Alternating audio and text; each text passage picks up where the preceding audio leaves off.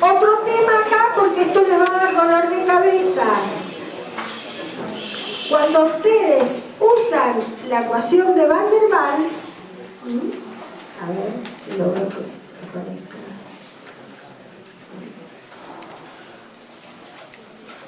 Cuando usan la expresión de Van der Waals, así explicitada o no, también vale la misma picardía que dijimos para la ecuación de estado de los gases ideales. Si usan volumen específico por unidad de mol, tienen que usar la constante universal. Si usan el volumen específico por unidad de masa, la constante particular. Lo mismo vale para A y B. Si están trabajando con masa en moles, fíjense que la tabla de las unidades de A y B con masa en moles. Y si están trabajando con masa en kilos, fíjense, van a ver que hay más de, hay dos tablas en principio para las constantes A y B. Por conveniencia, o sea, son los mismos valores, sino que ya están hechos el cambio de unidad. Es lo único que da dolor de cabeza con la ecuación de estado, invocarle al valor de las unidades. Veamos un poquito más, y esto escúchenlo bien, porque si les toma el ingeniero Mamani se lo va a preguntar. La ecuación de Van der Waals se puede poner también como una función cúbica en B. Hoy en uno de los ejercicios lo van a intentar, lo van a tener que poner explícita. ¿Qué quiere decir? Solamente consideran variable B, el volumen. Todo lo demás lo dejan constante. Y empiezan a aplicar distributiva hasta que le queden agrupados los términos con B al cubo, con B cuadrado, con B y el independiente. Entonces llegan a esta ecuación que es un polinomio de grado 3. La ecuación cúbica en B. Entonces, ¿cómo se comporta esta expresión, esa ecuación cúbica en B? Fíjense, cualquier punto, por ejemplo, este amarillo, ¿cómo se lee? ¿Cómo se entiende? Corresponde a una cierta T, que es la de esa temperatura, y a esta presión. Entonces, ¿qué pasa? Si nosotros esos coeficientes A, B, C y D los obtenemos para esa P y T fijas, van a tener un cierto valor. Entonces, ¿cómo se obtiene matemáticamente el B que corresponde a esa P y T? Se resuelve esa ecuación cúbica en B para esos coeficientes que se obtuvieron para esa P y T. Y queda B corta como incógnita. Como cualquier ecuación de tercer grado, da 3 raíces. ¿Qué posibilidades hay? Que las 3 raíces sean reales e iguales. ¿Cuál es el único punto que cumple esa condición? El punto crítico.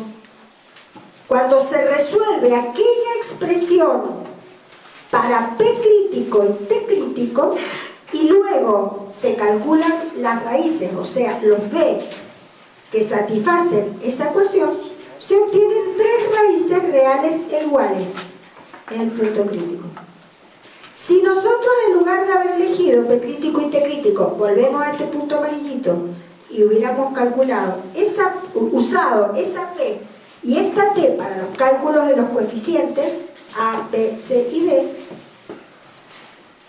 calculamos luego las raíces y nos hubiera dado una sola raíz real y las otras 2 complejas conjugadas. La única raíz real que se obtiene sería la que corresponde al único volumen que tiene esa temperatura y esa presión. Hay otros casos, si por ejemplo se elige esta temperatura, ¿se acuerdan ustedes? Que para el caso de Andrews, acá eran segmentos, ¿no es cierto? En realidad la ecuación de Van der Waals tiene esta forma, pero en la realidad eran segmentos. Si por ejemplo se tomara ese valor de presión y este valor de temperatura, de esta isoterma rara, ¿cierto? Y este valor de presión, se calculan A, B, C y D, y luego se resuelven las raíces de esa ecuación cúbica. En ese caso se obtienen tres raíces reales. ¿Cuáles son? Este volumen y ese volumen. Esos tres volúmenes satisfacen aquella ecuación igualada a cero para esta P y esta T. Esto matemáticamente todo bien. Ahora, ¿esto tiene algo que ver con la realidad o no tiene que ver? Bueno, justamente los puntos primero y último son los que corresponden al comienzo y fin del cambio de fase. O sea que hay dos raíces que sí tienen una, digamos, equivalencia con la realidad. La que no se ha logrado obtener jamás, ni existe, es esta raíz intermedia. ¿No es cierto? O sea, ¿qué queremos decir? De esta forma de la isoterma, todo este tramo son tramos en los que el gas de Van der Waals seguiría aumentando la presión a temperatura constante, ¿no es cierto?, cuando se disminuye el volumen. Nosotros dijimos que no es gas, que ahí es líquido. Eso es lo que le pasó a Andrés. Sin embargo, acá queda como que esto sigue así y son estados gaseosos. Esto, si bien no es lo normal, se pueden reproducir experimentalmente haciendo la experiencia con muchísimo cuidado. Es posible lograr que en lugar de que empiece la condensación inmediata, sigan obteniéndose estados que son metaestables. Duran muy poco y ahí nomás se produce la condensación. O al revés, que estos estados de líquido, de gas licuado, si se aumenta el volumen a temperatura constante, en ciertas condiciones y con mucho cuidado han logrado reproducirse o obtenerse estos estados de líquido que son estados metaestables. Ahora, lo que nunca se pudo lograr jamás en ninguna experiencia es reproducir los estados que están entre este máximo y este mínimo. Esos, que son un tramo de isoterma en la que el comportamiento como es, disminuye el volumen y disminuye la presión. No hay ningún gas que se haya encontrado jamás que a temperatura constante se comporte que al disminuir el volumen disminuya también la presión. Entonces, este tramo de Van der Waals no tiene absolutamente ningún asidero real, solamente este pequeño tramo y este pequeño tramo. Ahora, ¿cómo pasar esta isoterma rara a la isoterma real de Van der Waals? Bueno, hay que trazar el segmento. ¿A qué altura se traza el segmento? Se traza a una altura tal en que el pico negativo, el área negativa, sea igual al área que está por arriba del segmento. Esto se obtiene, esta conclusión, cuando se le hace cumplir a ese tramo de transformación isotérmica el primer y segundo principio de la termodinámica. Como todavía no los hemos presentado a esos principios, no la vamos a dar la deducción. Después que los hayamos dado, me hacen acordar y si no en consulta lo pregunto. Pero, ¿cómo se pasa a la forma real de la isoterma? Trazando este segmento con esa precaución. Bueno. Conclusión. Teníamos Van der Waals. Cuando se despejan las constantes, allá tenemos, por ejemplo, aquí queda igual la constante B en función de los parámetros críticos, cuando se obliga a la ecuación a pasar por el punto crítico. Si eso es cierto, si la ecuación pasa por el punto crítico y los gases reales cumplen esta ecuación también en el punto crítico, quiere decir que despejando de allá, poniendo los números, los dígitos en un miembro y toda la variable en el otro, nos tendría que dar que este arreglo de variables siempre tendría que valer 8/3 en todos los gases reales. Bien, ¿qué pasa en la realidad? No no pasa nada de esto. Miren allá la última columna, por ejemplo, en estos pocos gases que hemos puesto acá, ¿cuánto vale? No vale 2,67, sino esos valores que se ven allá. ¿Qué quiere decir? No usemos nunca Van der Waals en las inmediaciones del punto crítico. No se cumple la ecuación de Van der Waals en el punto crítico. Se cumple siempre mejor en la zona de las bajas presiones, donde también es bueno el modelo ideal. De todas formas, es un poco mejor la predicción de Van der Waals que el del modelo de comportamiento ideal. Pero Van der Waals no se puede aplicar en las cercanías del punto crítico. Bueno, vemos un par de ecuaciones más y los dejo descansar un ratito. Siempre preguntaré, profesores, ¿nosotros nos tenemos que aprender estas ecuaciones de memoria? No, no se las tienen que aprender, eso tampoco las hacemos. Sepan que existen. Si lo tienen que dar este tema, la pueden copiar, pero tienen que saber cuál es la utilidad de esta ecuación, si es buena, es mala. Esta ecuación, que se llama de Rayleigh-Kwong, es una ecuación semi-empírica. ¿Qué quiere decir? Tomó la de Van der Waals y, de acuerdo a los resultados experimentales, vio que tenía que hacer unos cambios en la expresión para que ajuste mejor a los datos reales. Entonces Rayleigh-Kwong propuso esta forma. No viene de deducciones teóricas, viene de ajustes experimentales. Entonces se dice que es semi-empírica porque tomó la teórica de Van der Waals y la mejoró. Fíjese que es fácil y sencilla porque también tiene solamente dos constantes que son A y B, además de la universal. La universal no la contamos porque la idea también tiene esa. Aparte de la R, tiene dos. Es fácil, es cómodo. ¿Qué tiene de bueno? Tiene de bueno que anda muy bien para temperaturas superiores a la crítica. Por lo menos de 2 veces la crítica anda muy bien.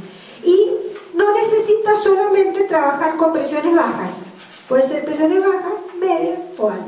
O sea, es bastante buena dentro de las ecuaciones más sencillas, que son las de dos constantes. ¿Cómo se obtuvieron las constantes A y B?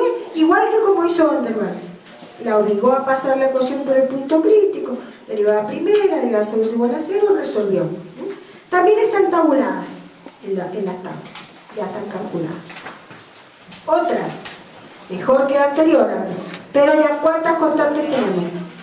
5, aparte de la R. Esta es mejor que la anterior, pero es mucho más complicada, aún con el uso de calculadoras digitales y con los computadores. Entonces, allá está el rango en que es, digamos, de mejor aplicación, cuando los volúmenes específicos son un 25% más del volumen crítico de ahí en adelante. Ahí dan cuando dan los mejores resultados. Y seguimos, hay cientos de ecuaciones de estado. Otra más, Benedict Rubin. 8 constantes, aparte de la universal. Todo bien, anda re bien, miren, anda a cualquier presión, a cualquier temperatura, a volúmenes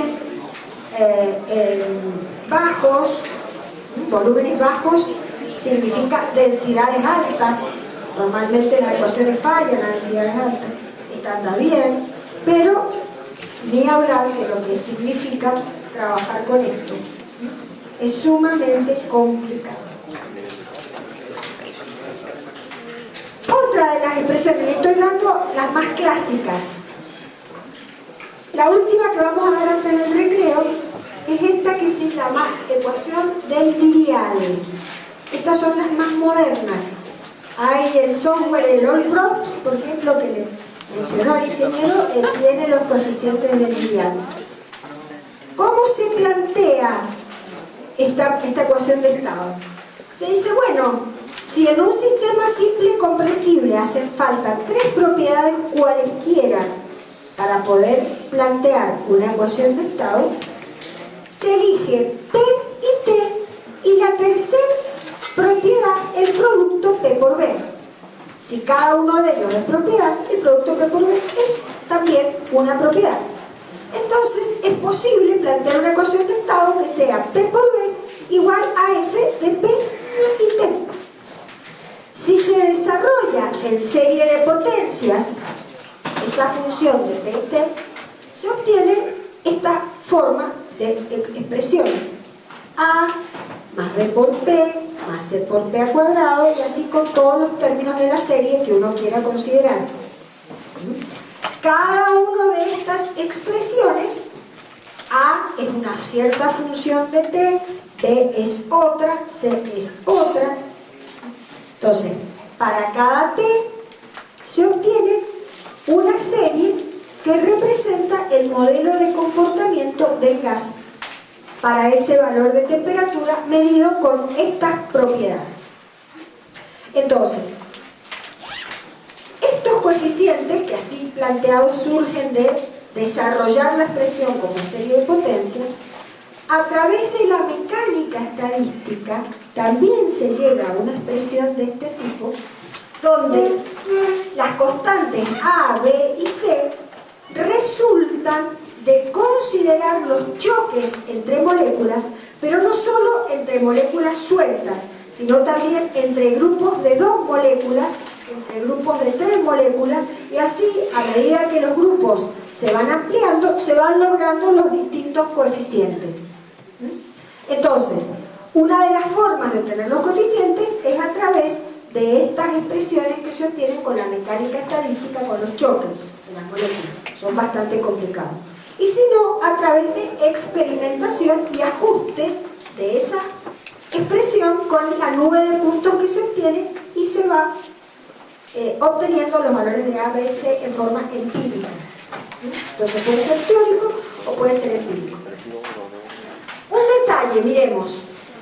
Teníamos P por B igual a A más B por P más C por P cuadrado. Pero ¿qué es lo que sabemos? Todos los gases reales se comportan como ideales cuando P tiende a 0. Quiere decir que si ese modelo va a modelizar el comportamiento de los gases reales, cuando P valga 0, tiene que dar P por B igual a RT. Quiere decir entonces que el coeficiente A, que dijimos, todos los coeficientes son una cierta función de T, A es justamente igual a RU por T. Los demás, no sé, o de forma experimental o con la mecánica estadística. Acá, por ejemplo, tenemos una nube de puntos obtenidos para distintos valores de temperatura para el caso del gas nitrógeno. Entonces, ahí están cada una de las isotermas que se han obtenido experimentalmente cuando se ha graficado P por B en función de P. Si nosotros miramos acá, podemos decir, y para el nitrógeno, más o menos entre 0 y 40 atmósferas, podemos decir que las funciones son lineales. Entre 0 y 40, más o menos. ¿Qué quiere decir? Si tomamos presiones entre 0 y 40 atmósferas, cualquiera de las funciones tienen que tener solamente los 2 primeros términos, porque tienen que ser rectas. O sea, solamente el término lineal, no el cuadrado ni el cúbico. Entonces, justamente ajustando, obteniendo las pendientes de esas rectas, pueden encontrarse los valores de B experimentalmente para presiones entre 0 y 40, y ahí cortar la ecuación. Entonces, acá vemos nosotros entonces formas en las que se ha ido rebuscando, digamos así, la ciencia y la ingeniería para poder mejorar los modelos y obtener expresiones sensibles. Bueno, los dejo descansar, ¿les parece? Un ratito. 10 minutos.